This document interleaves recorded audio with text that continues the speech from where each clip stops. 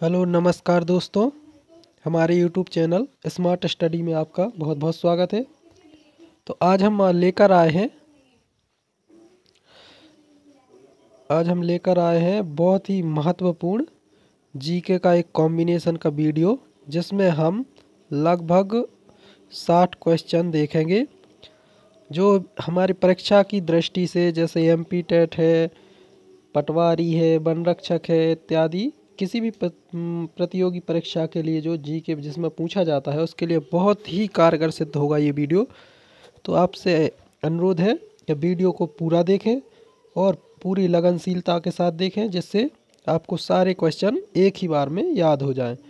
तो आपसे रिक्वेस्ट है कि यदि आप हमारे चैनल पर नए हैं तो हमारे चैनल से सब्सक्राइब करके जुड़ जाएं, जिससे रोज़ के जो हमारे क्लासेस होती हैं उसे आप अटेंड कर पाएँ और आपकी पढ़ाई है जो बेहतर बन पाए। तो चलिए बिना किसी देरी के हम चलते हैं हमारे वीडियो की ओर, जिसमें पहला प्रश्न लिया गया है, जिसमें कहा गया है भारत की प्रथम नदी घाटी परियोजना कौन सी थी। भारत की प्रथम नदी घाटी परियोजना कौन सी थी? तो वह थी दामोदर घाटी परियोजना। क्या थी? दामोदर घाटी परियोजना। ठीक है, चलिए अगला प्रश्न है। अगले प्रश्न में कहा गया है विश्व की सबसे लंबी नदी कौन सी है। विश्व की सबसे लंबी नदी कौन सी है? तो वह है नील नदी। कौन सी नदी है? नील नदी। अगला प्रश्न है अशोक ने किस धर्म को अपना लिया था। अशोक ने कौन सा धर्म अपना लिया था? तो उन्होंने बौद्ध धर्म अपना लिया था। और बौद्ध धर्म किस युद्ध के बाद अपना लिया था? तो वह है कलिंग युद्ध। कलिंग युद्ध में जो हिंसा हुई तो उसे देखकर सम्राट अशोक का जो हृदय परिवर्तन हो गया और उन्होंने बौद्ध धर्म अपना लिया। चलिए प्रश्न 4 पर आते हैं। प्रश्न 4 में कहा गया धामी गोलीकांड कब हुआ। धामी गोलीकांड कब हुआ? 16 जुलाई 1939 को। ठीक है, चलिए अगला प्रश्न देखते हैं। अगले प्रश्न में कहा गया है भारत का संविधान कब लागू हुआ। भारत का संविधान कब लागू हुआ? 26 जनवरी 1950 को। कब हुआ लागू? 26 जनवरी 1950 को। और इससे संबंधित एक महत्वपूर्ण प्रश्न पूछा जाता है कि भारतीय संविधान को पूर्ण रूप से बनने में कितना समय लगा। तो इसको बनने में समय लगा 2 वर्ष 11 माह और 18 दिन। ये जरूर याद रखिएगा आप। ये संविधान को बनने में कितना समय लगा? 2 वर्ष 11 माह और 18 दिन। ठीक है, चलिए अगला प्रश्न देखते हैं। अगले प्रश्न में कहा है भारत की संविधान का संरक्षण कौन है। भारत के संविधान का संरक्षण कौन है? संरक्षण कौन करता है? तो वह करता है माननीय उच्चतम न्यायालय या फिर ऑनरेबल सुप्रीम कोर्ट। ठीक है, चलिए नेक्स्ट प्रश्न देखते हैं। 7 में कहा गया राष्ट्रीय महिला आयोग अधिनियम किस वर्ष संसद द्वारा पारित किया गया। राष्ट्रीय महिला आयोग अधिनियम संसद द्वारा कब पारित किया गया? तो वो पारित किया गया सन 1990 में। चलिए प्रश्न 8 पर आते हैं। 8 में कहा गया है मोटर गाड़ियों से निकलने वाली गैस कौन सी है। जो मोटर गाड़ियों से धुआं निकलता है तो उसमें कौन सी गैस होती है? तो उसमें गैस होती है कार्बन मोनोऑक्साइड, जो हमारे लिए बहुत ही खतरनाक होती है। प्रश्न 9 में देखते हैं सोने की शुद्धता को किस में परिभाषित किया जाता है। सॉरी, क्या है, तबीयत खराब है मेरी, जुकाम खांसी हुई है अभी, इसकी वजह से मेरी आवाज़ भी आपको क्लियर नहीं आ रही होगी, इसके लिए मैं माफ़ी चाहूँगा। सोने की शुद्धता को किस में परिभाषित किया जाता है? तो वह किया जाता है कैरेट में। जैसे कहीं भी बोलते हैं 24 कैरेट गोल्ड या 22 कैरेट गोल्ड। ठीक है, तो इसलिए सोने की शुद्धता किस में मापी जाती है? तो वह है कैरेट में। अब गुब्बारों को भरने के लिए किस गैस का प्रयोग किया जाता है। गुब्बारों में कौन सी गैस भर दी जाती है? तो वह है हाइड्रोजन। ठीक है, वेदों में निम्न में से किसे सृष्टि का रचयिता कहा गया है। याद रखिए, सृष्टि का रचयिता वेदों में किसे कहा गया है? तो वह कहा गया है शंकराचार्य को। ठीक है, प्रश्न 12 पर आते हैं। 12 में कहा गया चांद पर पहुंचने वाला पहला व्यक्ति कौन था। चांद पर सबसे पहले कौन गया था? वो नील आर्मस्ट्रॉन्ग। कौन गया था? Neil Armstrong. ठीक है, भारत में हीरे की खानें कहाँ हैं। भारत में हीरे की खानें कहाँ पर हैं? आंध्र प्रदेश और छत्तीसगढ़ में। और हमारे मध्य प्रदेश में हीरे की खान कहाँ पर है? तो वह है पन्ना में। ठीक है, कहाँ पर है? पन्ना में। चलिए अगला देखते हैं, अगले में कहा गया है श्री कृष्ण ने कौरव पांडव युद्ध के समय अर्जुन को दिया उपदेश का वर्णन कहाँ मिलता है। जब श्री कृष्ण ने अर्जुन के लिए जो उपदेश दिया था उसका वर्णन कौन से ग्रंथ में मिलता है, तो वह मिलता है भगवत गीता में। ठीक है। प्रश्न, सती प्रथा का अंत करने के लिए किस भारतीय नेता ने प्रयत्न किए। सर्वाधिक जो सती प्रथा का अंत करने में सबसे बड़ा रोल किसका रहा है, तो वो रहा है राजा राम मोहन राय जी का। ठीक है।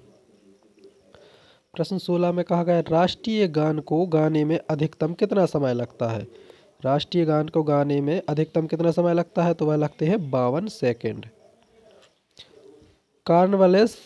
कॉर्नवालिस द्वारा स्थायी बंदोबस्त की पद्धति कब लागू की गई। कॉर्नवालिस द्वारा स्थायी बंदोबस्त की पद्धति कब लागू की गई, तो वो की गई 1780 में।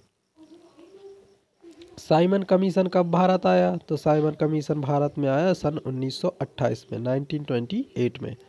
जलियांवाला बाग हत्याकांड कब हुई, तो जलियांवाला का जो बाग का जो हत्याकांड है वो कब हुआ, जो हुआ 13 अप्रैल सन 1919 को। कब हुआ, सन 1919 में 13 अप्रैल को।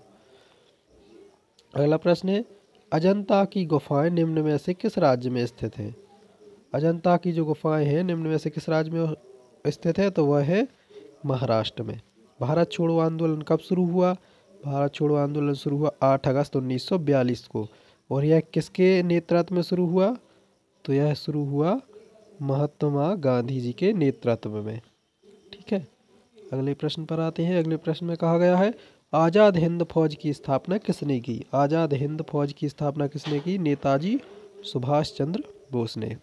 दिल्ली चलो का नारा किसने दिया, तो वह भी किसने दिया, नेताजी सुभाष चंद्र बोस ने। अगला प्रश्न है भाखड़ा नागल परियोजना किस नदी पर है। जो भाखड़ा नागल परियोजना है वह किस नदी पर है, तो वह है सतलुज नदी पर। किस नदी पर, सतलुज पर। हीराकुंड बांध किस राज्य में स्थित है, तो हीराकुंड बांध स्थित है उड़ीसा राज्य में। कहाँ पर, उड़ीसा।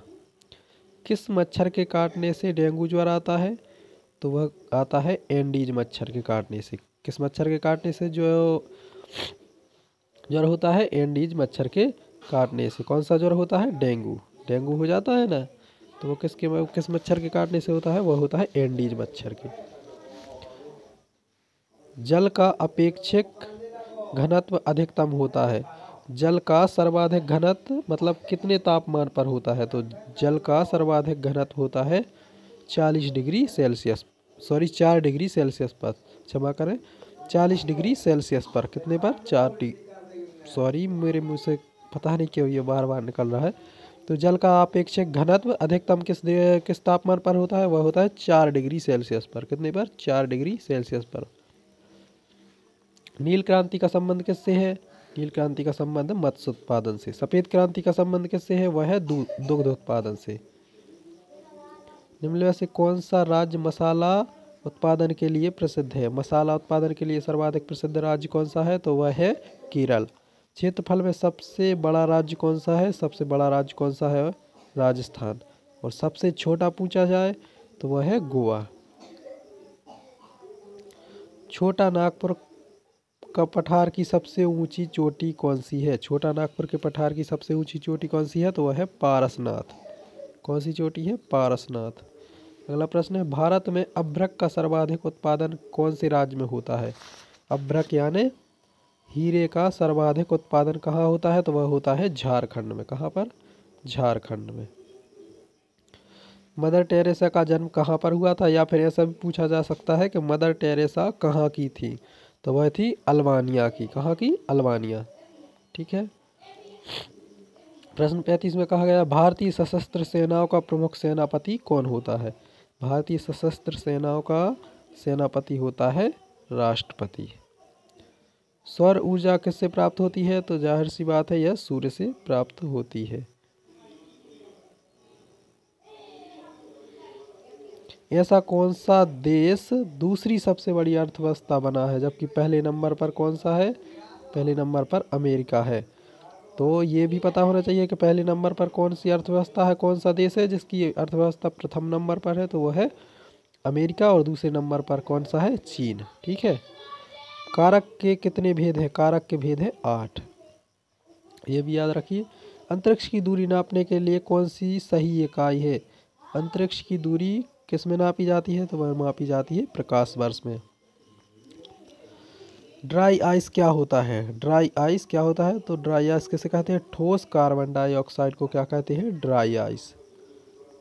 विद्युत बल्ब में भरी जाती है, विद्युत बल्ब में कौन सी गैस भरी जाती है? तो वह भरी जाती है नाइट्रोजन गैस। ठीक है। गुब्बारों में स्वयं उड़ने वाली कौन सी गैस भरी जाती है?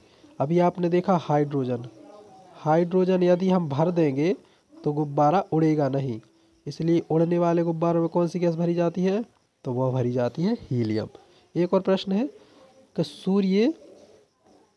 सूर्य किन गैसों का मिश्रण है? सूर्य किन गैसों का मिश्रण है? तो वह है हाइड्रोजन प्लस हीलियम। ठीक है, दोनों गैसों का मिश्रण है सूर्य। प्राथमिक रंग कौन कौन से हैं? तो वह है लाल, हरा और नीला। चलिए अगला देखते हैं। वह यंत्र जो रासायनिक ऊर्जा को विद्युत ऊर्जा में परिवर्तित कर देता है, वह यंत्र जो रासायनिक ऊर्जा को विद्युत ऊर्जा में परिवर्तित कर देता है कहलाता है, तो वह कहलाता है बैटरी। ठीक है। अलेक्जेंडर फ्लेमिंग ने क्या खोजा था? पेनिसिलिन। पेनिसिलिन का टीका होता है, वो किसने खोजा था? अलेक्जेंडर फ्लेमिंग ने। भारत में प्रोफेशनल 2020 क्रिकेट लीग को क्या कहते हैं? जो 2020 लीग खेली जाती है अपने भारत में, तो उसे हम क्या कहते हैं?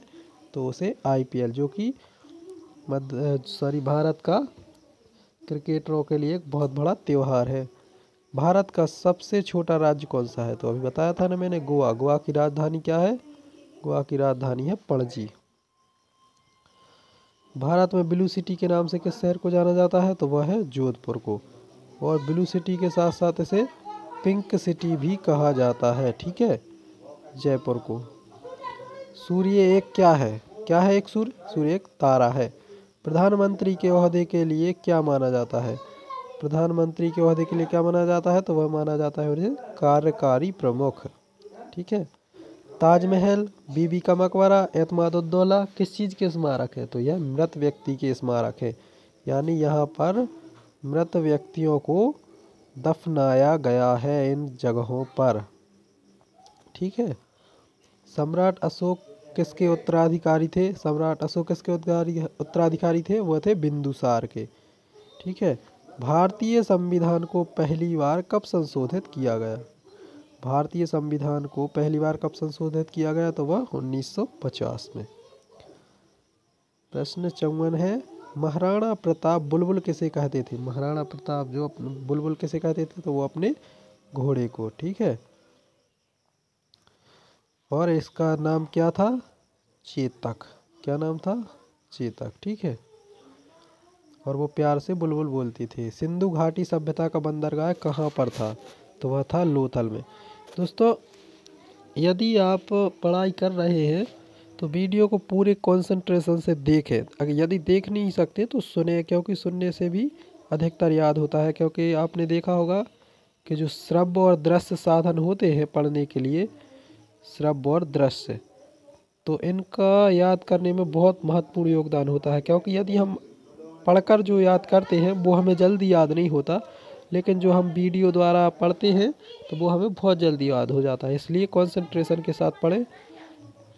जैन धर्म में महावीर को क्या माना जाता है? तो जैन धर्म में महावीर को वास्तविक संस्थापक माना जाता है।